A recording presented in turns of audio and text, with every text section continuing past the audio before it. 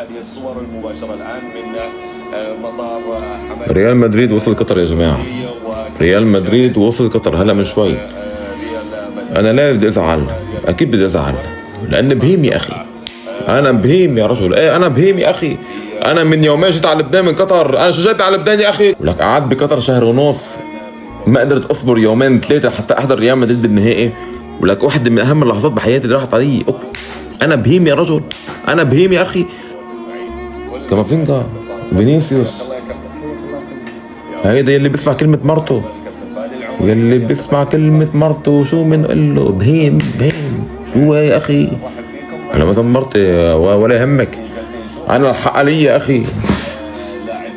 ولك اصبر يا بلال يومين أحضر نهائي كأس القارات. شو عملت بحالي هذا يا رجل؟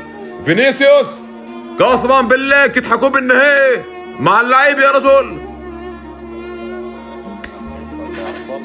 أفضل لاعب في الوقت الماضي. ريال مدريد أول بطولة له هالموسم، أول بطولة له هالموسم.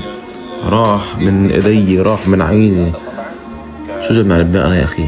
شو جبنا على لبنان؟